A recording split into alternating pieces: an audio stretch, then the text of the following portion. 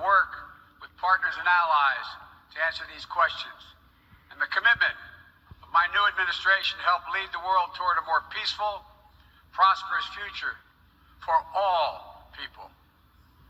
Instead of continuing to fight the wars of the past, we are fixing our eyes on devoting our resources to the challenges that hold the keys to our collective future. Ending this pandemic, addressing the climate crisis, managing the shifts in global power dynamics is bound up in others succeeding as well. To deliver for our own people, we must also engage deeply with the rest of the world. To ensure that our own future, we must work together with other partners, our partners, toward a shared future. Our security, our prosperity, and our very freedoms are interconnected, in my view, as never before. And so, I believe we must work together as never before. Over the last 8 months, I prioritized rebuilding our alliances, revitalizing our partnerships, and recognizing they are essential and central to America's enduring security and prosperity. We have reaffirmed our sacred NATO alliance to Article 5 commitment. We're working with our allies toward a new strategic concept that will help our alliance better take on evolving threats of today and tomorrow. We renewed our engagement with the European Union, a fundamental partner in tackling the full range of significant issues facing our world today. We elevated the Quad partnership among Australia, India, Japan, and the United States to take on challenges ranging from health security to climate to emerging technologies. We're engaging with regional institutions from ASEAN to the African Union to the Organization of American States to focus on people's urgent needs for better health and better economic outcomes. We're back at the table in international forums, especially the United Nations, to focus attention and to spur global action on shared challenges. We are re-engaged at the World Health Organization and working in close partnership with COVAX to deliver life-saving vaccines around the world. We rejoined the Paris Climate Agreement, and we're running to retake a seat in the Human Rights Council next year at the UN. And as the United States seeks to rally the world to action, we will lead not just with the example of our power, but God willing with the power of our example.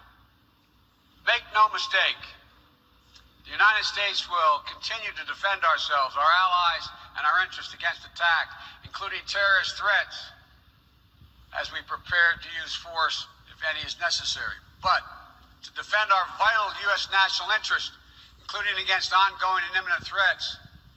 But the mission must be clear and achievable, undertaken with informed consent of the American people, and whenever possible, in partnership with our allies. U.S. military power must be our tool of last resort, not our first. It should not be used as an answer to every problem we see around the world. Indeed, today, many of our greatest concerns cannot be solved or even addressed through the force of arms. Bombs and bullets cannot defend against COVID-19 or its future variants. To fight this pandemic, we need a collective act of science and political will. We need to act now to get shots in arms as fast as possible and expand access to oxygen, tests, treatments to save lives around the world. And for the future, we need to create a new mechanism to finance global health security that builds on our existing development assistance and global health and a global health threat council that is armed with the tools we need to monitor and identify emerging pandemics so that we can take immediate action.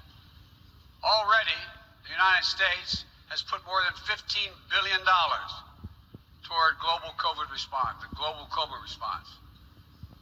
We've shipped more than 160 million doses of COVID-19 vaccine to other countries.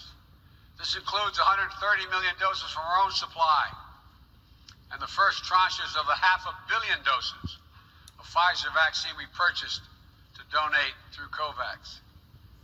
Planes carrying vaccines from the United States have already landed in 100 countries, bringing people all over the world a little dose of hope, as one American nurse termed it to me. A dose of hope, direct from the American people, and importantly, no strings attached. And tomorrow, at the U.S.-hosted Global COVID-19 Summit, I'll be announcing additional commitments as we seek to advance the fight against COVID-19 and hold ourselves accountable around specific targets on 3 key challenges: saving lives now, vaccinating the world, and building back better. This year has also brought widespread death and devastation from the borderless climate crisis. The extreme weather events that we have seen in every part of the world, and you all know it and feel it, represent what the Secretary General has rightly called code red for humanity. And the scientists and experts are telling us that we're fast approaching a point of no return in a literal sense.